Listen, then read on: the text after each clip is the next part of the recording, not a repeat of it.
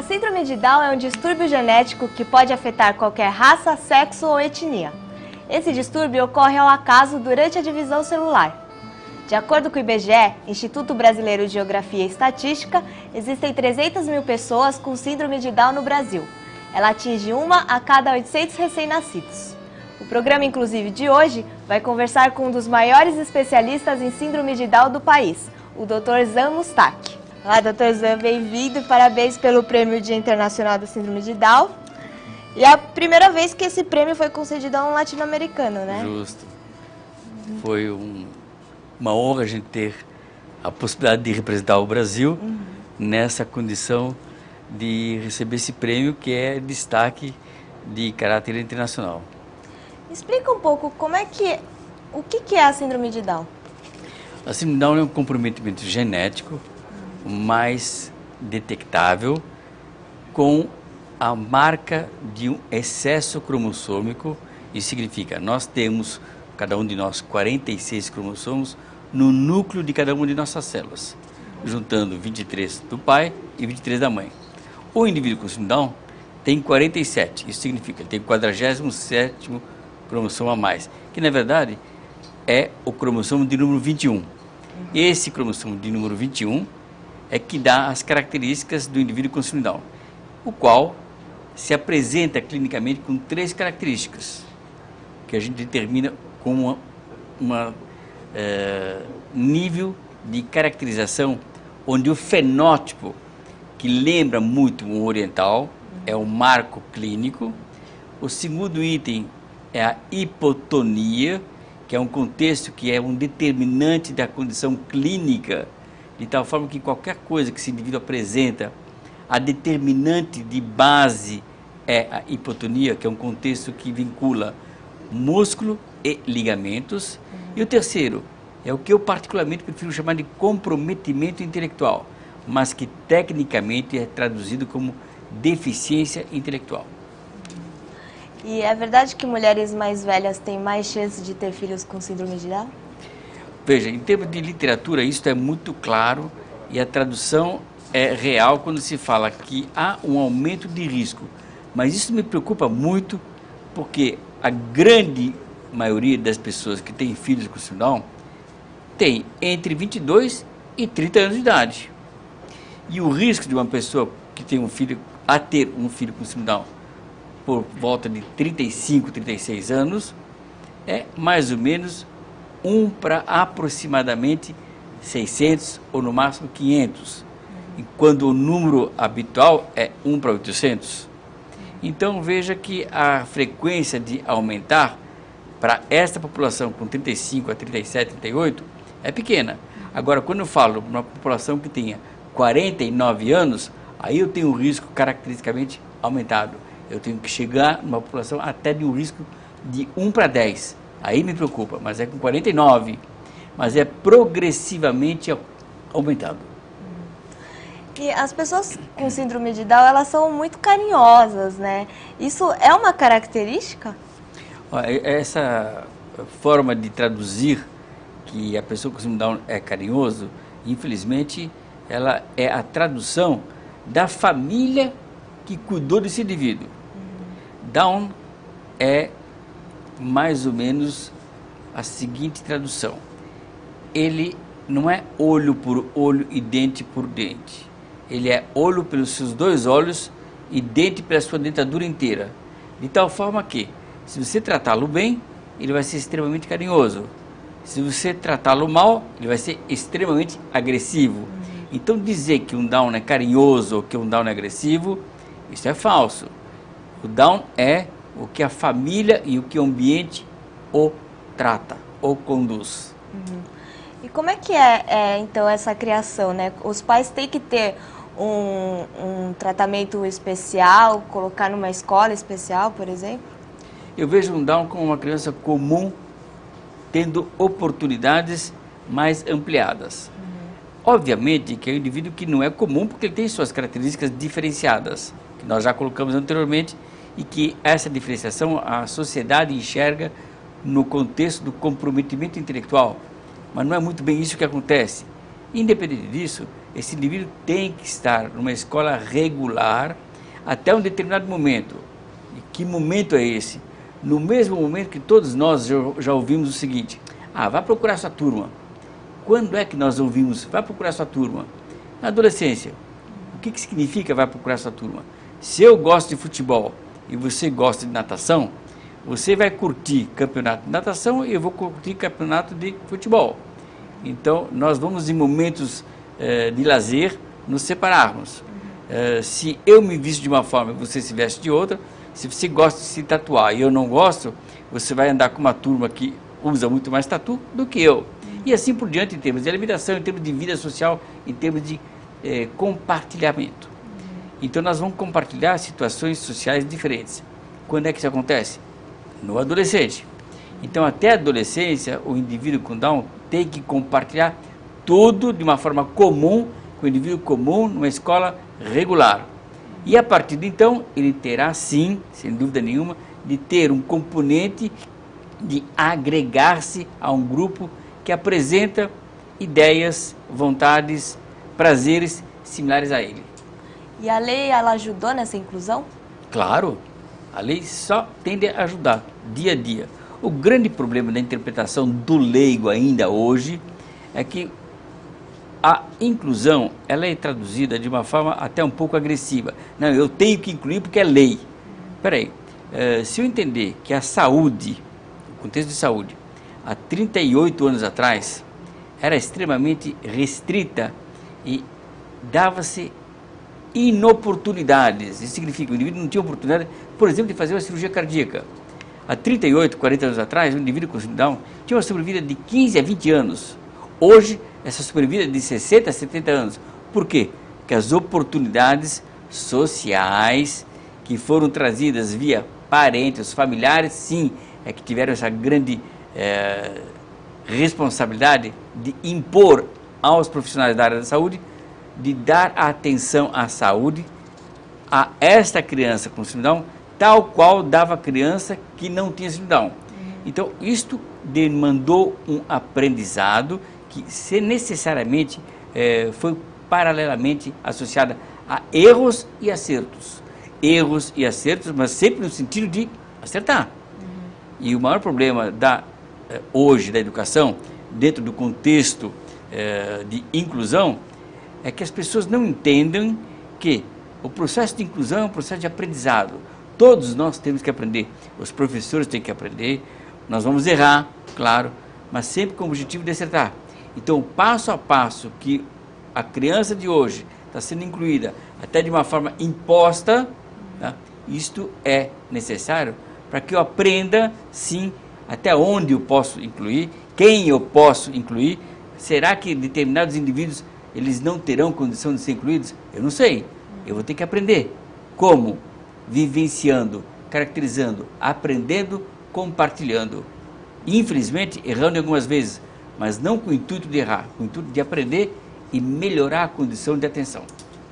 O senhor acha que hoje existe ainda preconceito? As escolas, elas recebem bem uma pessoa com síndrome de Down ou elas ficam com receio? Júlia, a sociedade é preconceituosa. O ser vivo, não só o humano, ele é preconceituoso. O animal, quando vê um outro, ele se hipertrofia, ele aumenta o tamanho para se mostrar como maior. Vamos pegar uma mariposa, né, que está com as asas fechadas, e na hora que ela abre as asas, ela tem duas manchas nas extremidades, simulando dois grandes olhos. Então quem vai agredi-la fica com medo, porque ela cresceu, ela é grande. Então será que eu posso comê-la? Então eu vou me defender e vou talvez correr. Um outro animal finge de morto, né? Então aquele bicho não come morto, então ele vai embora. O ser humano tem algumas alternativas. Ou ele corre, ou ele se enfrenta. Como é que é? A partir do quê? A partir do fenótipo, da imagem. Então nós temos preconceitos de imagem. E é claro que esse preconceito de imagem se traduz para uma condição especial para o indivíduo que tem fenótipo, imagem fotográfica diferente que o comum. Não é um oriental, mas um indivíduo que parece um oriental e tem algumas características diferenciadas. Então eu vou apontá-lo. Isso está melhorando? Claro que está melhorando. Isso está sendo favorecido de forma mais evidente de uma inclusão social? Claro, mas eu tenho que entender que isso faz parte de um crescimento social. O diferente assusta? O diferente preocupa, amedronta, gera perguntas, gera ansiedade, gera aprendizado. Como é que funciona a parte de relacionamentos, assim? Uma pessoa com síndrome de Down, ela casa, ela namora? Uma pessoa com síndrome de Down, é como você falou, ele é uma pessoa. Portanto, sendo um cidadão, tem todos os direitos que a gente tem que aprender a respeitar. E esse processo de aprendizado social, a respeitar o direito de cidadão de um indivíduo que apresenta qualquer desvio de comportamento ou qualquer desvio de capacitação intelectual, eu tenho que aprender a respeitar e dar o potencial, respeitar a possibilidade desse indivíduo viver na sociedade, amar, crescer, casar, por que não? Ele tem esse direito. Se relacionar sexualmente também? Claro, o ser vivo tem algumas funções curiosas. A primeira função curiosa que ele tem é buscar comida. A segunda função curiosa que ele tem é fazer sexo, que é amar. Não é amar, não significa fazer sexo, mas evoca fazer sexo também a situação de amar. O amar é necessariamente envolvida a questão do sexo. Então, por que eu tirei o direito de tirar esta complementação? Ele tem que aprender a buscar o seu autossustento, a sua segurança e poder amar. Portanto, fazer sexo também e por que não fazer filhos? Hoje, tecnicamente, eu tenho alternativas de dar a oportunidade de este indivíduo com síndrome de Down ter filhos comuns, sem síndrome de Down, com certeza. A tecnologia hoje me permite isso. Antes não, hoje sim. E amanhã, oxalá, nós conseguimos coisas melhores ainda. Existe diferença entre meninos e meninas com Down? Claro que existe. Existe diferença. Eu sou homem, você é mulher. Existem várias diferenças entre nós. Mas eu vou lhe dizer uma coisa que não é para você divulgar publicamente, apesar que nós estamos fazendo uma gravação, que é coisa pública. Mas é até bom todos vocês saberem isso. A mulher é muito mais perfeita geneticamente que o homem. Eu vou dizer assim, vocês falaram que eu disse isso, eu vou dizer, é mentira. Mas eu estou dizendo entre algumas paredes. Vamos lá. A mulher tem perfeição genética. Vocês têm estrutura genética mais ampla em termos de material genético. Vocês têm um X a mais, que é desse tamanho. E nós temos um Yzinho desse tamanhozinho pequenininho. Nosso Y tem um papel muito pequeno. Um dos papéis é fazer com que a nossa genitália externa se diferencie da genitália interna de vocês, ou a extra pequena genitália interna de vocês externa. O clitóris de vocês vai virar um pênis nosso, às custas do nosso Y. Agora, todo o X que vocês têm é material genético muito grande que só favorece a vocês mulheres. Consequentemente, entenda-se que uma mulher com síndrome de Down também tem muito mais favorecimentos que um homem com síndrome de Down. Assim como uma mulher e um homem, a mulher tem muito mais vantagem que o homem. Apesar que eu gosto muito mais de mulher, é claro. Ele vai ser sempre uma criança. Essa frase ainda é usada hoje? A resposta? Só depois do intervalo. O programa, inclusive, volta já. Não saia daí.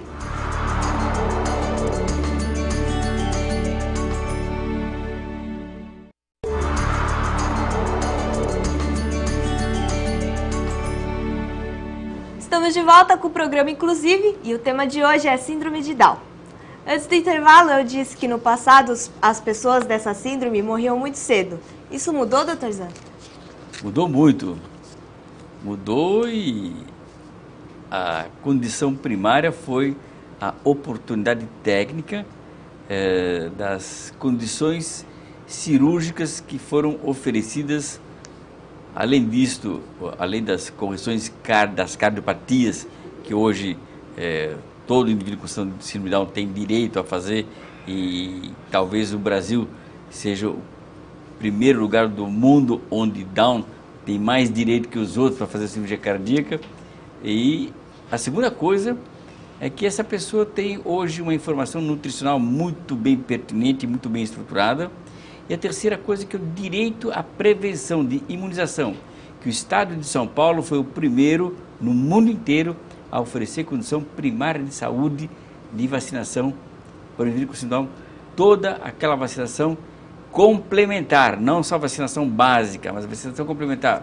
Então nós tivemos essa oportunidade. Então nós temos uma diferenciação muito grande. E com isso nós diminuímos as infecções, com o acesso de antibiótico terapia cada vez melhor e a possibilidade de ter essa condição medicamentosa, faz com que esse indivíduo hoje tenha uma sobrevida muito melhor que a anterior. Um casal com síndrome de Down, quais são as chances desse casal ter um filho com síndrome de Down? Então vamos lá. Se o casal, ambos tiverem a síndrome de Down, aproximadamente o risco de eles terem um filho com síndrome de Down é de 80%. Entretanto, se somente um dos dois tiver síndrome de Down, o risco é de 50%, considerando aí que esses filhos, essas condições do concepto ser realizado na cama, fazendo amor. Lembrando que hoje eu tenho tecnologia que eu posso fazer fertilização in vitro no laboratório. Aí essa condição é zerada.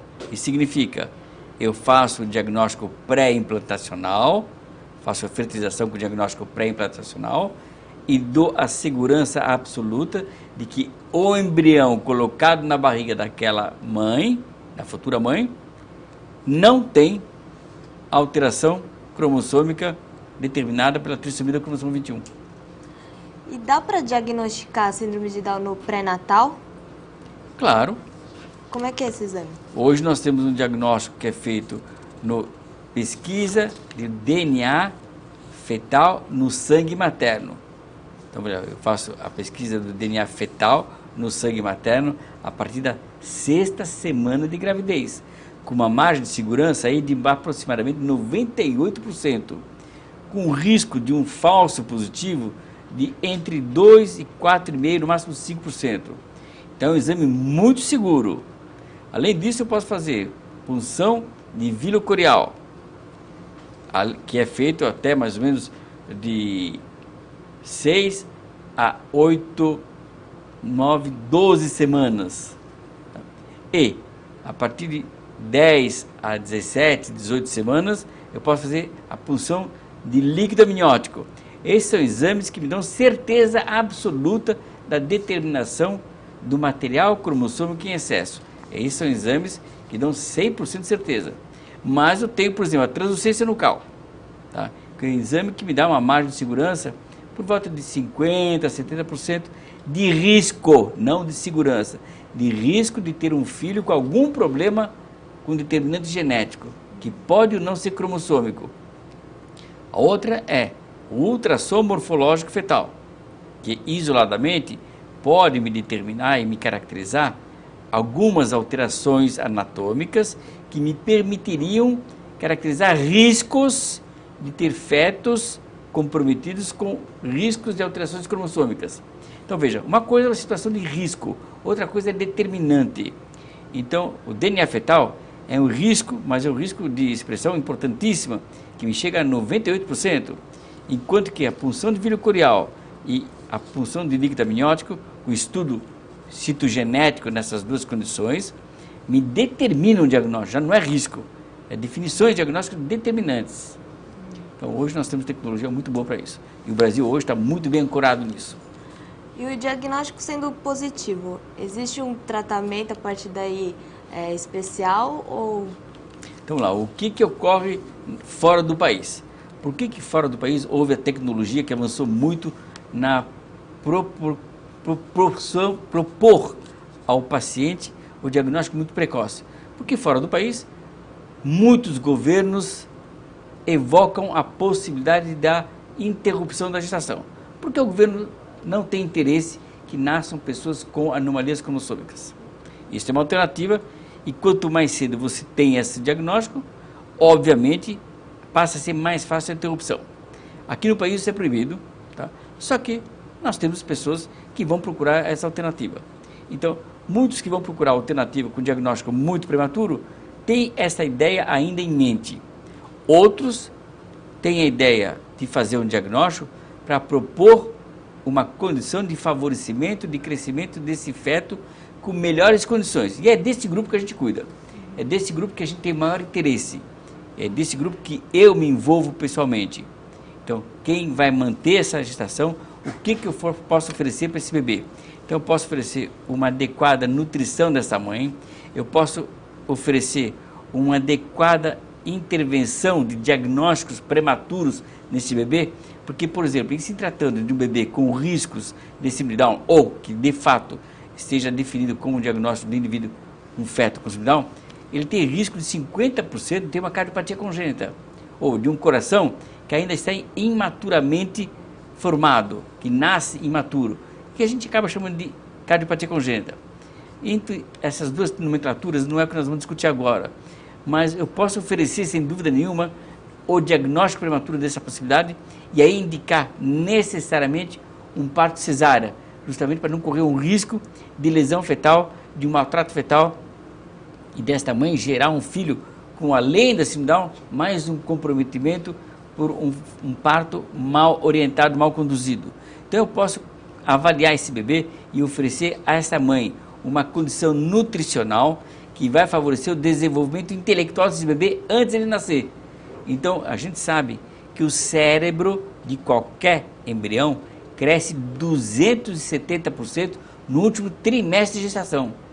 E eu posso alimentar esta mãe de uma forma favorecida para que o cérebro desse bebê já esteja melhor nutrido, para melhor ter capacitação neurológica desse bebê e ter menos condições de comprometimentos intelectuais, que é a base do problema desse indivíduo.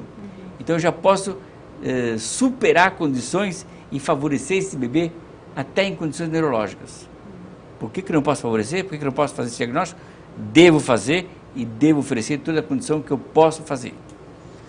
E ainda no pré-natal, né? Existe um acompanhamento psicológico com os pais, assim que detectado? Claro, no momento que se faz uma determinação do diagnóstico, você tem que dar um apoio emocional, tá? E nós temos ainda pouquíssimos profissionais no país que estão capacitados a poder elaborar essa estrutura de apoio. Mas progressivamente nós vamos ter cada vez mais pessoas capacitadas. Então, como é um processo relativamente recente, que tem uma média aí de 10 anos de diagnóstico muito mais preciso, muito mais adequado, nós temos a história de 10 anos de profissionais que estão capacitados e preparados a atender esses pais para dar o suporte para essa família, que não é só o pai e a mãe, tem o avô, tem o tio, tem o irmão, sabe? Tem um contexto de estrutura familiar que deve ser bem preparado para receber essa criança. Explica um pouco essa questão de índice de demência, de as pessoas com síndrome de Down, elas correrem mais riscos que uma pessoa que não tem síndrome de Down. Vamos lá, o termo que você está tentando trazer à tona talvez seja demência de Alzheimer. Tá? E nós temos uma correlação paralela de aumento de frequência de Alzheimer, doença, demência de Alzheimer, na população com síndrome de Down.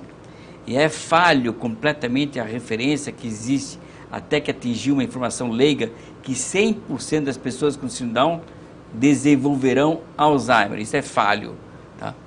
A gente sabe sim que 40% da população com síndrome de Down desenvolverá Alzheimer. O Alzheimer se desenvolve mais prematuramente na pessoa com síndrome de Down e habitualmente se desenvolve a partir da segunda década de vida. Eu estou voltando ontem dos Estados Unidos, do Congresso Mundial que evocou pela Sociedade Americana de Pediatria, Associação Americana de Pediatria, e nós discutimos isso de uma forma muito clara, e eles ainda estavam evocados com relação a esse número. Então, eu posso garantir para vocês uma coisa: o Brasil é o segundo lugar do mundo em atenção para síndrome de Down. Nós estamos muito melhor que os americanos.